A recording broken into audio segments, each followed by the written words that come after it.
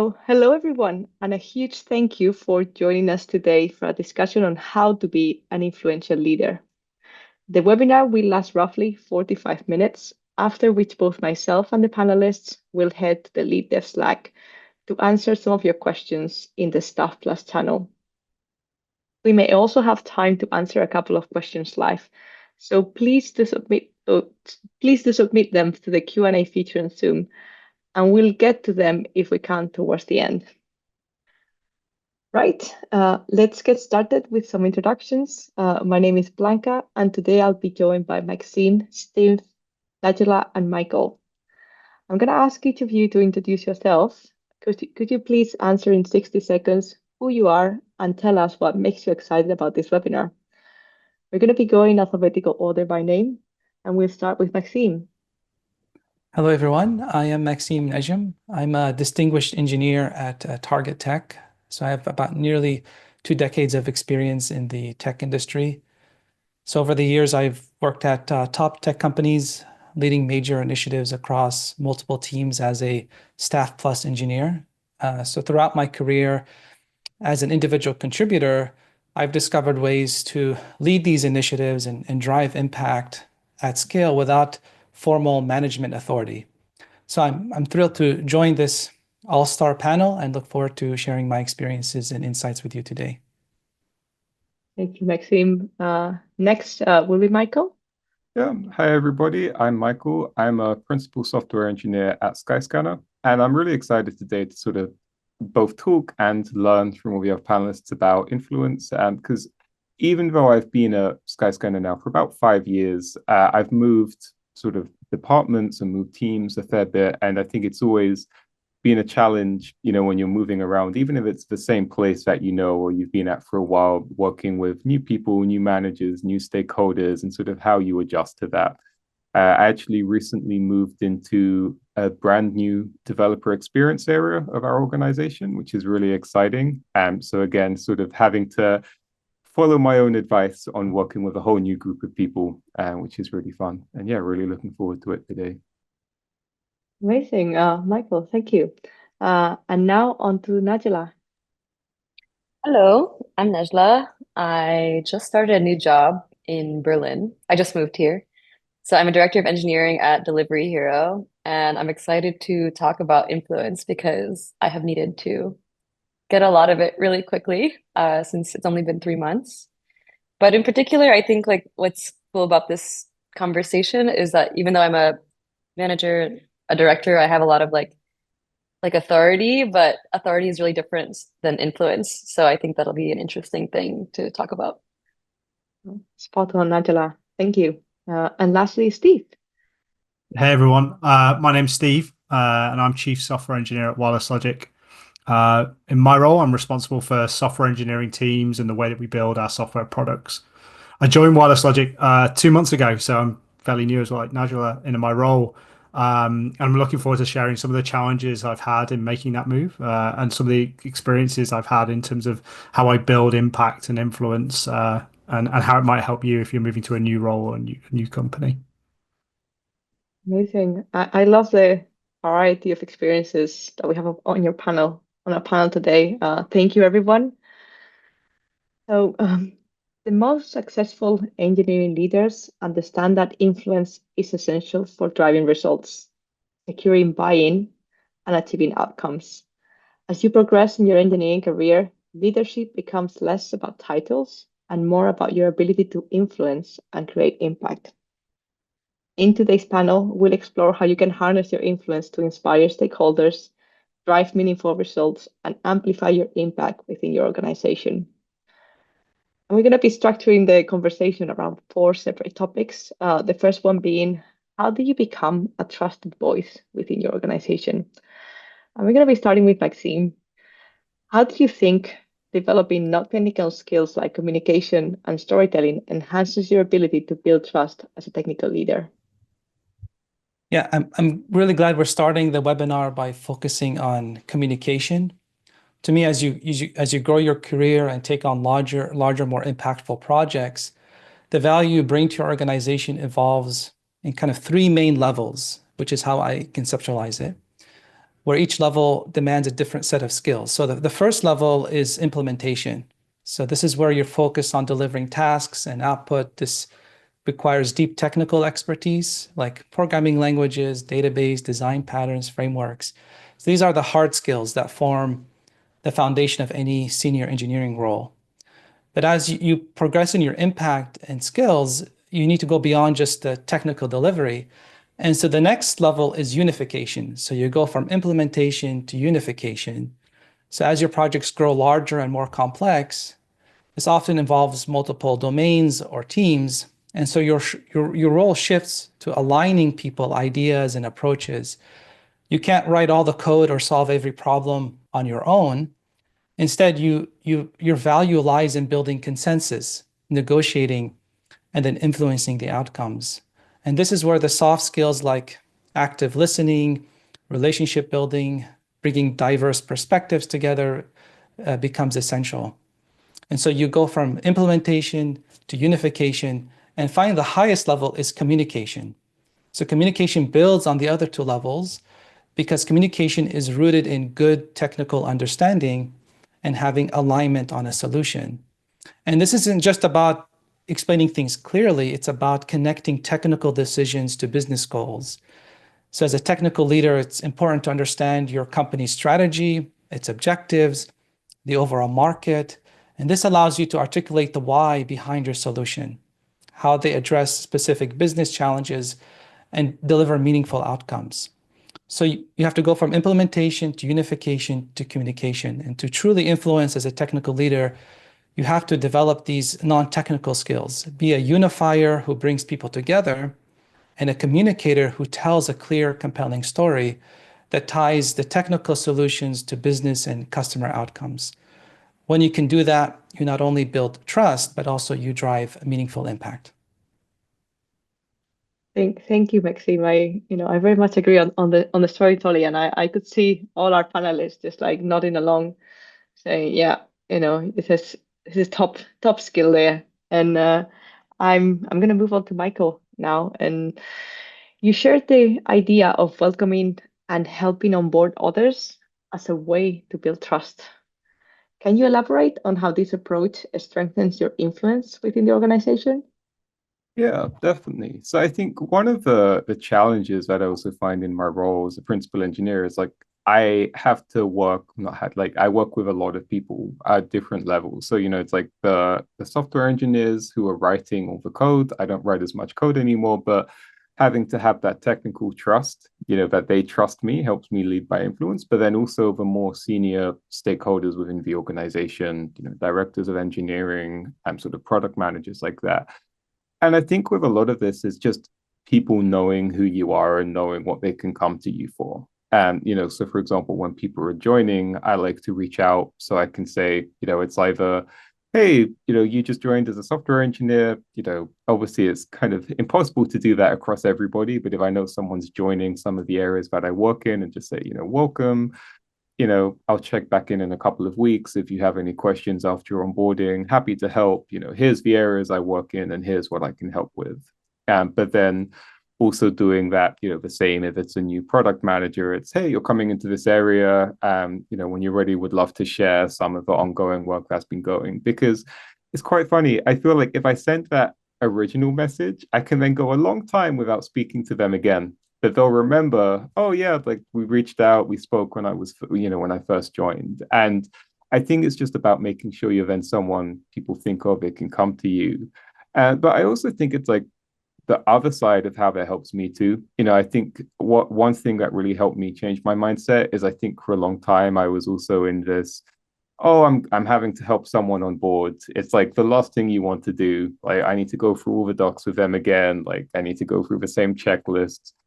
But actually, there's so much you can learn, and that really helped me. Like, I started asking more targeted questions, like, how did this compare to your previous organization? Particularly on the coding side, when I don't do as much. It's like, oh yeah, any libraries that you're using that we haven't heard about? Have you done things different ways?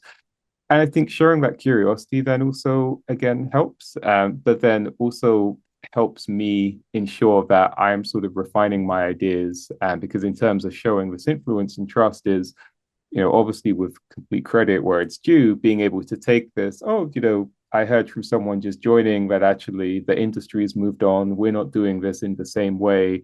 That's a good approach to take. So sort of both ways, like becoming a trusted voice where people know that new joiners can come to me and I can help them, but also learning from them just to help make sure that I'm sort of technically staying up to date as well has really helped me.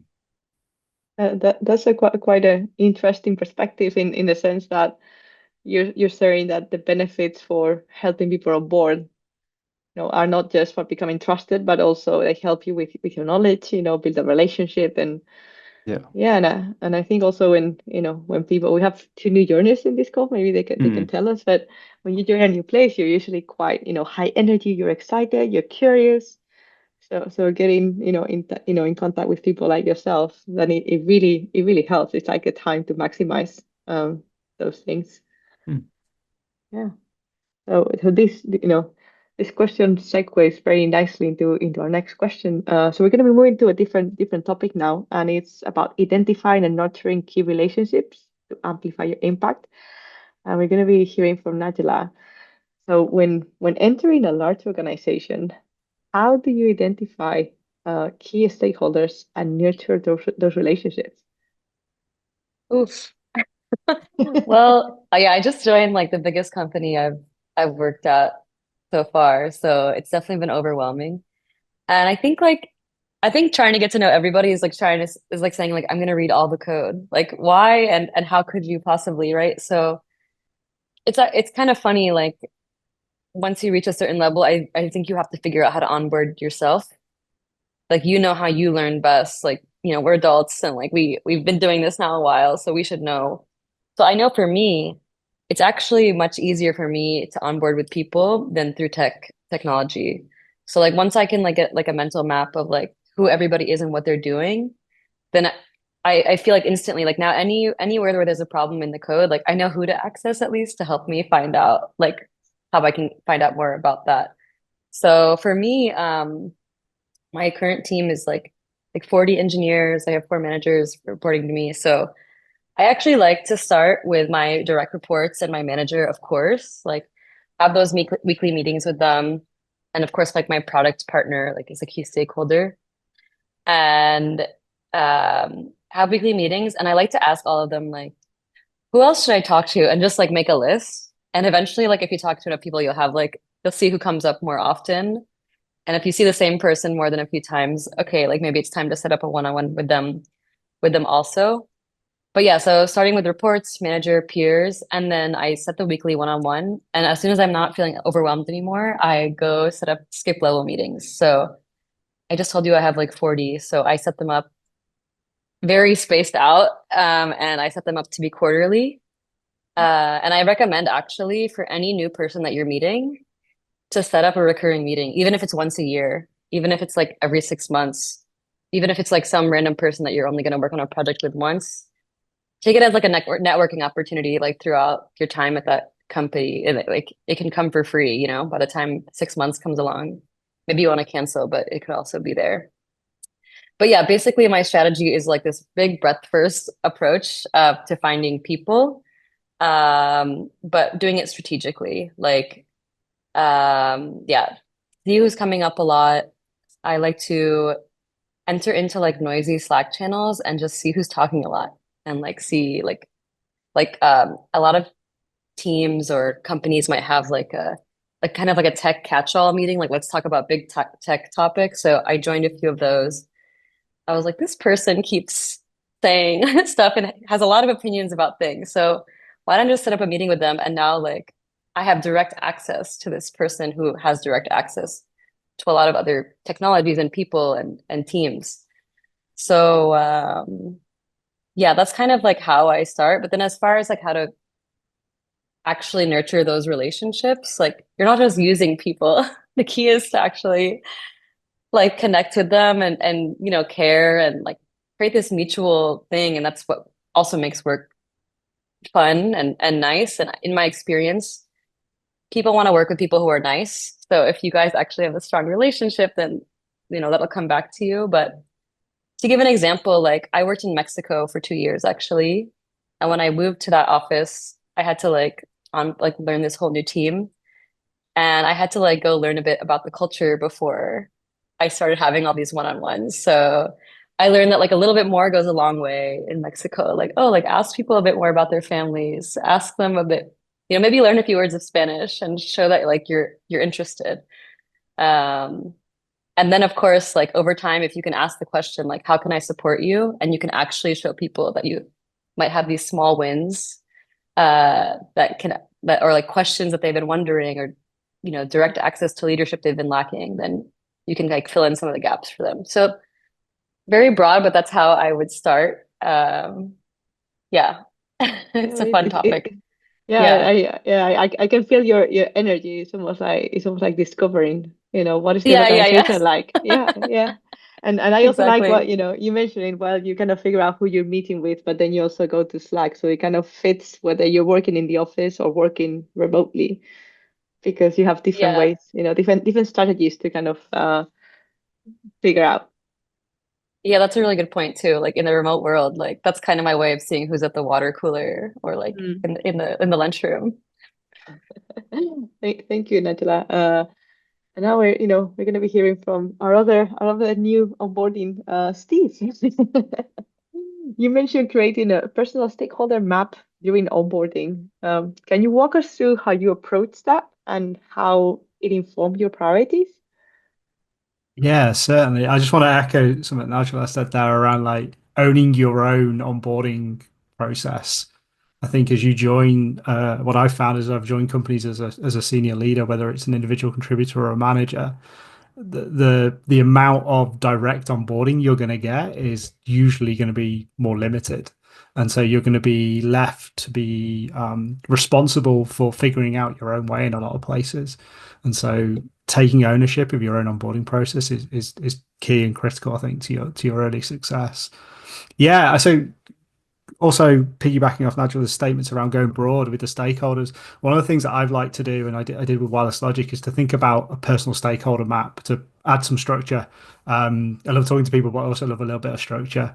So the first thing I did was trying to identify who my stakeholders were across the business. So these were people I'd be working directly with, my manager, the direct reports I had, my peers across product and design kind of fall into this bucket. Look for my key influencers as well. So these are people who are supporters of my role and maybe going to influence the direction I take. So our CEO, for example, probably falls into that bucket. And then supporters are people who are going to help me to achieve the things I need to achieve. Maybe it's our architects and our principals groups or a head of test, for example. And then finally, I look at my external stakeholders, so external from my teams and external from our business, looking at customers, looking at our key vendors as well, and thinking about what kind of relationships I need to nurture across those areas. Once I've identified all of these stakeholders, I like to map them. I'm a manager, right? So I'm going to put them on a 2 by 2 grid, like everything. So there's a 2 by 2 grid of importance and influence there, and thinking about, okay, for the relationships which are in that really important and carry a lot of influence on my role, these are my strategic stakeholders that I want to spend a lot of time with early, building alignment on their expectations for me, but also really understanding what their goals are, what their pain points are, and what they want to prioritize for the work that I'm going to do. And so I do this through a lot of one-to-ones, as Nigel has said there, but also by, seeing and reading what's happening around their role and the things that they seem to have their attention on can be a good signal as to the things that are important to them, right? Even if they're not explicitly saying something. Um, I try to build trust with these people really early, right? Reflecting back my understanding of their needs on a regular basis and checkpointing, am I aligned? Am I seeing the same things? Am I seeing moving in the right direction? And I did this early at Wireless Logic, and what I understood very quickly is that some of our key stakeholders were having trouble getting product changes shipped with engineering, right? Lots of work in process, lots of challenges in terms of timeliness of delivery. And this gave me a focus, right? Gave me a focus of going, okay, like, so this is the big problem. Let's start figuring out how we can work on that with our engineering leads and start to prioritize that in terms of our delivery. I spent a lot of time in that high importance, high influence category, but it was important for me as well not to neglect everywhere else. right? And to think about how communication would work for those different groups. So, for example, I started to look at maybe some of the folks that had an influence on my role, but not as strategically important for me early on, and listening to their concerns about the teams that I was supporting. So our operations teams is a good example of this. And what threw up through that conversation was that, okay, there is an important thing here around how we handle incidents and how we handle operational excellence that I need to get to. And I need to make sure that those stakeholders are also satisfied. So it came down to thinking about all those different stakeholders across those four areas, people I'm working with, the influencers, the supporters, and the external stakeholders, and mapping them on that grid, and then designing the conversations and designing the discovery I would do around them. And that just reminded me through what she was talking about there that I need to go and set up some regular one-to-ones as well with folks I've already spoken to. So I'm pleased with that. Yeah, thank you for that, Steve. It sounds like you have a very kind of very strategic approach. And I was kind of layering that onto what Najla shared about, getting to know people. Like sometimes it's just good to like invest in relationships because you want to get to know the people behind things. It's not just kind of a transactional thing. 100%. Yeah. Yeah. Like having that personal relationship with all these people as the beginning point, I Mm, think builds that trust over the long term. So it's really important. Thank you. And I've noticed that we've received a question in the Q&A, so we're going to be bringing it up for our panelists. The background is in product delivery, you might have to work with cross-functional teams, including backend, frontend, and SRE teams. How do you keep trust and influence across different competencies across teams? And this is a question for the room. So if you'd like to answer, unmute or raise your hand. Atila. Yeah, I can speak a bit about this. Yeah, I mean, it's in any type of engineering, you're going to have partners or teams that you're dependent on, or vice versa. I think like if you're a manager or an IC, it can be a little bit different, but I definitely think like managers of those teams should have consistent one-on-one chats, actually, like engineering with engineering, product with product, because it develops that like intimacy that's outside of like a lot of teams do like, oh, like a quarterly like sync, like with a bunch of people. I don't really find those effective. I think they kind of miss the mark. Nobody gets to represent their team accurately and like in detail, and then like it becomes a weird status meeting. So I think having some regular thing, like, and you can be strategic about it. Like you can have like, you can do it every 6 weeks. You can do it once a quarter. You can like, but you can line it up with like quarterly planning, for example. And then like, even when I have like a team I'm working with really closely, I even ask the engineers to like do, not all of them, but like random person from one team meet with another person from the other, just like a monthly or quarterly or something, just to have that connection. Maybe like do a code review together, like hang out. So it's a bit more about that relationship building, just and keeping like the flow of communication really easy, and that does come from building a relationship. Thank you. I've seen that do wonders, like breaking the barriers between the teams. Yeah. Michael? Yeah, I was just gonna say I'd 100% agree with that because I sort of see as well from my role, not as a manager, as like an IC. Like I think a lot of ways I've helped build trust is like admitting when I don't know something. I think it's all you can always tell if you have the person in the room who is trying to like stumble through or claim they know it. And I think being very clear on my limitations, but then as part of that is bringing people in. So exactly as Najala you were saying, like rather than just being like, okay, well, I'm gonna try and do this and like someone who's actually I know this person who's great, who's really helped me before. I'm going to bring them into the conversation, which helps build trust on showing my limitations, but then builds trust with the other person because they're feeling like, oh, great, Michael's bringing me in, getting these opportunities, etc. And I think as part of that as well is then just recognizing where you can add the benefit. So like of course there might be something like I don't deal with SRE, for example. Like it's not my area of expertise, but I could comment on what I know the priority is for a project. So I could guide the engineers in that space to say, this is what we should be, these are the considerations, given these are the considerations, because this is how the overall project fits together. what's the out of the options you're presenting, what's the best way that fits into this, and then trusting them on that. And again, then it's like they trust you to provide the right information, and you're trusting them to help with the right decision. But yeah, definitely, as Najla was saying, like 100% bring people in, make those connections. Yeah, I love how you kind of mentioned like being vulnerable and asking for help goes a long way, and you can just provide guidance to people, and they will love you for it. And Steve, you want to chip in? Yeah, I just want to reflect back to something Michael said earlier as well, right? When you were talking about onboarding, that curiosity. I think having that curiosity and respect for all the different disciplines that you might be working from is also a big thing here, right? I think too often we see in our industry like people put down certain technologies or certain types of developers and things like that, and it's not healthy. But by coming in and saying, look, I respect everything that you're doing in your area and help me understand it, I think that can really go a long way to building that trust and building that influence with these people.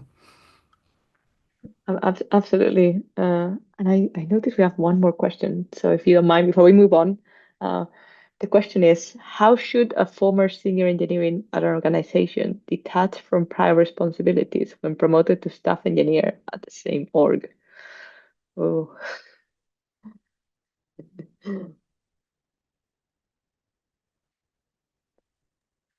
So I've been in this situation, so I can start and then see Mm. if anybody else wants to jump in.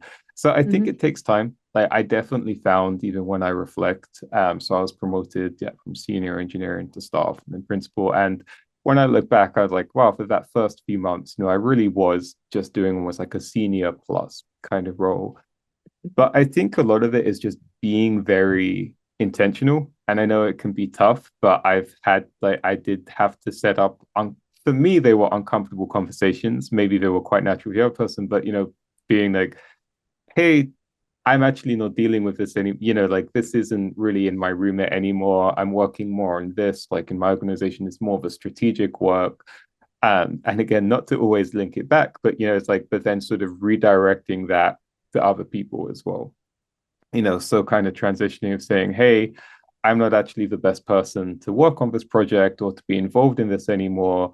However, I can provide guidance to this person and get in touch with them that way.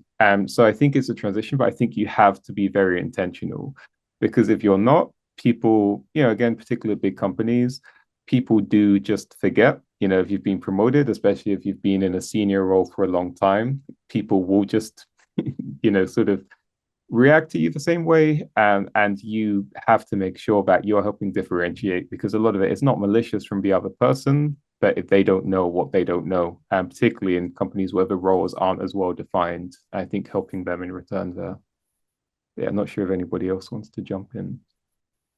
Yeah, I can add from past experience when I promoted the principal engineer, it was almost like not formal, but make sure you have kind of like almost like a succession plan for the things that you or maybe only you know about. So if you are the person who only knows about certain things or has worked on certain projects, it's going to be really hard to say no to people because they have no one else to rely on for a project. So make sure you've documented, you've already brought people along with you on this, and that makes it much easier to then say, hey, I am working on this other thing. Maybe I can give you guidance, but maybe these other people are much better suited for that.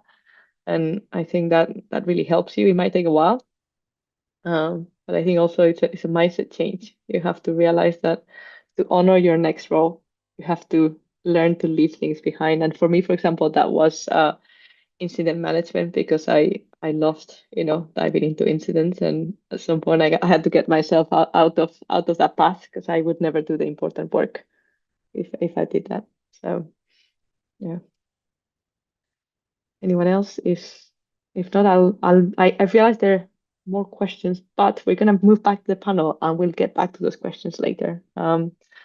So the third topic for today is planning for impact within the first 90 days of a new position. And we're back with you, Steve. You emphasized assessing and understanding before taking action in a new role.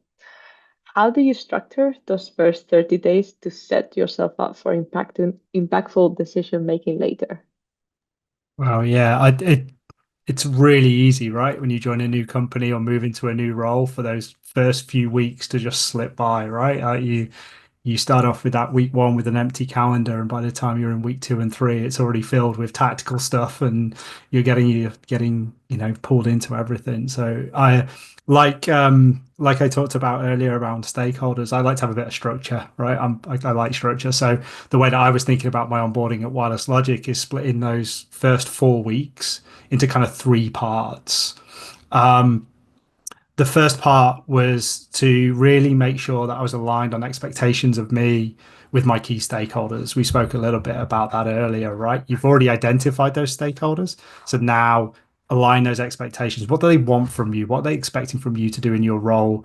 What do they want you to focus on early versus the things that you're seeing that you need to focus on early, and use that within your first week to build that alignment. The second and third weeks I used for learning.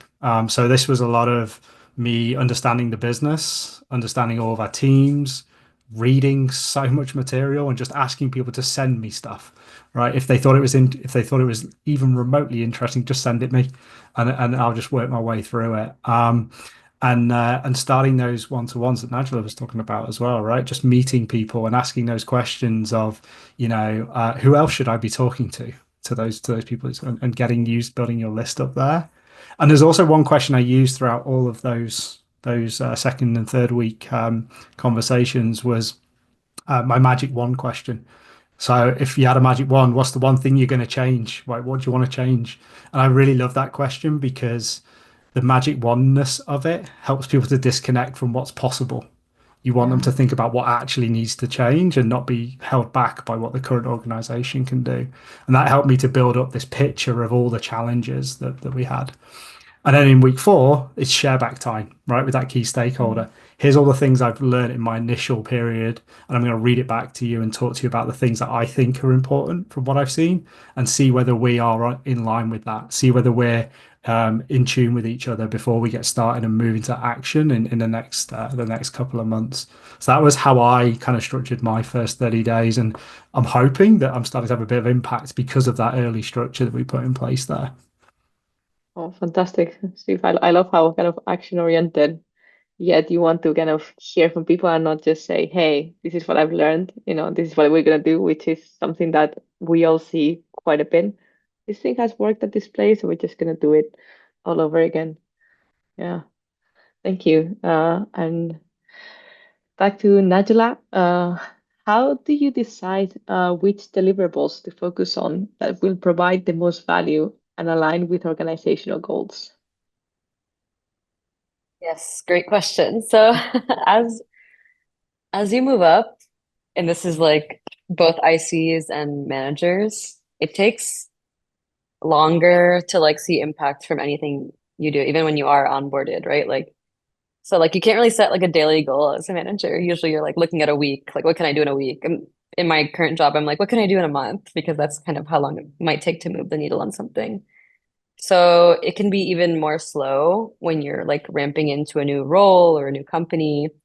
And it's like it's kind of uncomfortable, like both for you because you're like, well, I feel useless and that's not good. Or it might feel like disconcerting. Like I'm working in Europe now for the first time, so I have a probation period. Like, what is that?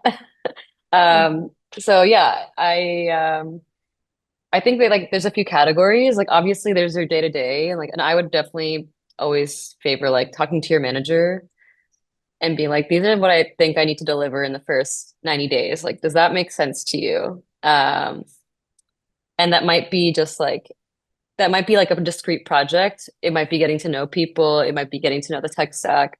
But all of those things are like actually kind of ambiguous. So in parallel to like my day job, I like to think of like a 20% time like for a manager. Like what are just like some other small things I can do to like build influence and I can categorize as wins. So when I'm doing all of those skip levels and I'm asking them like, what could I do for you?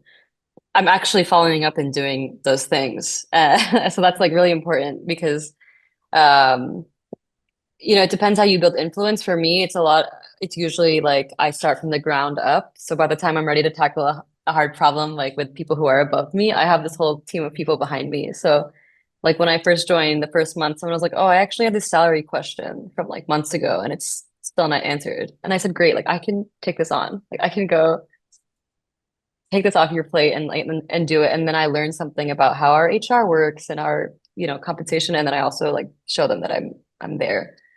Um, there was the marketing team was doing like some branding thing and they like were looking for someone to be in a video. No one wanted to be in the video. So I was like, great, I have 10 minutes for that.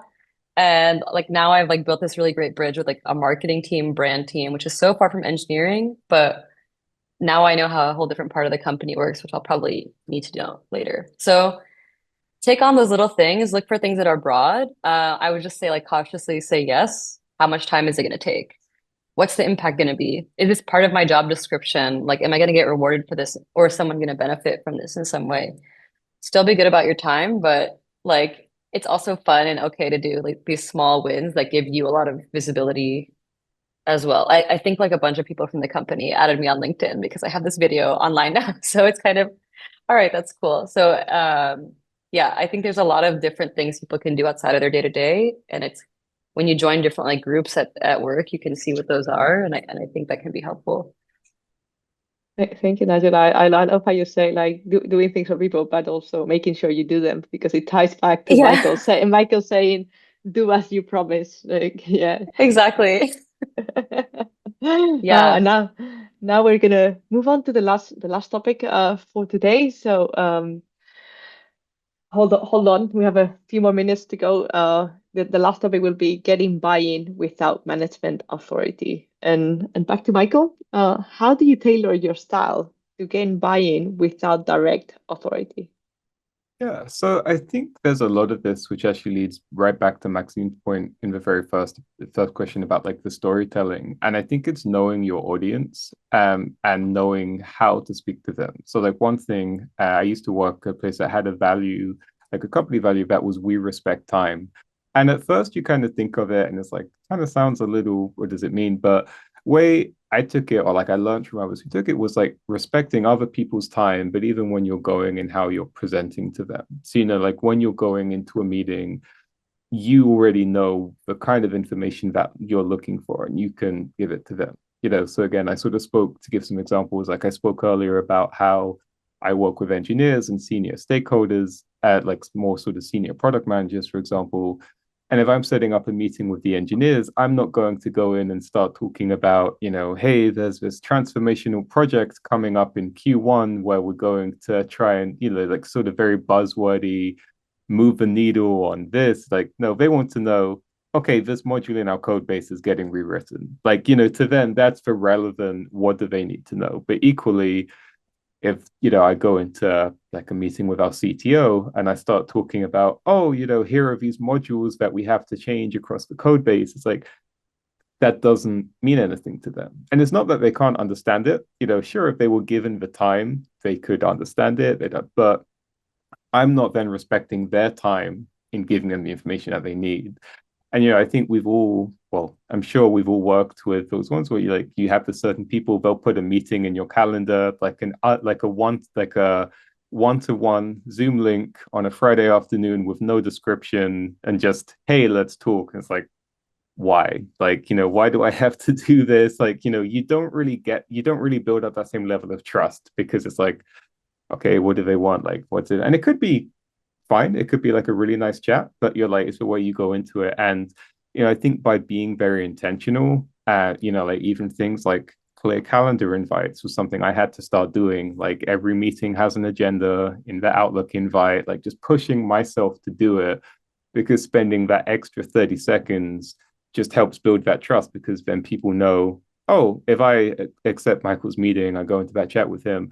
I know it's going to be relevant. He's not going to waste my time. He's going to present me the context that I need to know, whether that's like the technical details for an engineer, the high level project plan for somebody else. And I think, again, that way you just start building up your trust across the organization with your peers. Thank you, Michael. I love what you're saying about that kind of that Friday afternoon meeting with no information. I think I've also learned, maybe what Najala was referring to earlier with the cultural, depending on the cultures that you work with, people tend to also have different expectations. So there might be cultures within companies or just different countries where people are okay with that and they would treat that as a catch up, and almost like hey, Friday afternoon meeting, segue into the weekend. That's fine. But I think it's good to kind of be know upfront what are the expectations, especially when you're new. And now we're going to tackle our last question for today, which is back to Maxime and the storytelling topic that we started off earlier. So you said storytelling is critical for influence. Can you share an example of how a compelling story helped you gain buy-in for a project? Yes, yeah, absolutely. And we've been talking about verbal communication, but I have an example about written communication, which is a very powerful way of communicating. So recently, we've been transforming our front end architecture to use server-driven UI. If anyone's not familiar, server-driven UI is a way to structure the behavior of a UI controlled by configuration and data fetched from the server. And it's a very flexible, scalable way to decouple the UI presentation code and making it more adaptable to change. It also reduces like the duplication that you might have if you have an application that is on the web, iOS and Android on multiple platforms. And so to introduce this concept to the organization, I wrote a white paper. And in it, I explained how server-driven UI is gaining traction in the industry and shared examples from other tech companies. I also drew on my own experience, kind of highlighting how I've successfully implemented something similar in the past. And the key was tying the technical benefits to the organization's goals. So I explained how this approach would enable more experimentation and A/B testing. It would support personalization by tailoring the UI configuration to user behavior. And then it would also help in kind of the category aware, signal aware features that we wanted to build as part of our product listing and details pages. And this is where with just a few, examples that I put together was like 6 major benefits I outlined. And I also detailed kind of the core capabilities we needed to make this work, highlighting what we already had in place to kind of show the feasibility and so forth. So by building the story around both the industry trends and our specific organizational needs, I was able to connect with the stakeholders at all levels, so engineering, product managers, executives. And it wasn't just about explaining the technical approach. It was really showing how it would deliver real, tangible business value. And that narrative created an excitement within a week or two, it became kind of like a major tech priority for our organization. And this is a multi-year project. So we created a kind of a roadshow slide deck that evolves as the project progresses. So with each iteration, we highlight the wins and showcase the new capabilities we've unlocked, always tying them back to the broader tangible business values outlined in the white paper. So in essence, we're continually telling and retelling the story and shaping it as kind of the project unfolds. Thank you, Maxine. Thank you for giving us, the detail. And I love how, when we speak about communication, a lot of people, especially from, backgrounds in engineering, we get a bit scared because it's talking to other people. But you can start harnessing that by writing, and I really love that, because writing is it's thinking. Um, Yeah. so I would like to thank our panelists today for sharing their insights. And now we're going to be wrapping up our panel. So let's please go quickly around the room and summarize in a sentence what is the one piece of advice you would give someone striving to become an influential leader. Are we going to be going in reverse alphabetical order now, starting with Steve? Cool. Thank you. I've learned so much from speaking with you all today. It's been really, really, really brilliant. I would say you've got to take ownership and be intentional in your approach of building influence, right? Build out structures, build out plans, and build out frameworks to help you do this as you have your conversations across an organization. Thank you. Next one is Natila. I'll go with do what you say you're gonna do, and don't say it if you're not gonna do it. Amazing. Thank you. And now Michael. No, I feel like that could have supposed to summed up what I was going to say too. That I'd say like be intentional, but also like trust others to help them to trust you. Like don't try and do it all yourself. Oh, that'd be hard for me in the past. Thank you, Michael. It is tough. And and to finish, Maxime. Yeah, focus on building trust through clear communication and connecting your work to meaningful business and customer outcomes. Thank you, Maxime. Again, thank you so much for all the good insight in today's panel. We're all going to be heading to the Lead Dev Slack in the hashtag Staff Plus channel. So please head there to continue the discussion. We're going to be back in new year on January 15th for our next Lead Dev webinar. We're going to be announcing the panelists for that very soon. We're also excitingly running quarterly Staff Plus community roundtables. They're a chance for you to network with your peers over shared challenges and connect with us at Lead Dev to help shape the future of these webinars and wider content. The next roundtable is going to be taking place in March 13. We've got 12 spaces for folks to join us, so look out for the message in Slack in a moment for more information. Thank you for joining, and we hope to see you in the new year. Bye.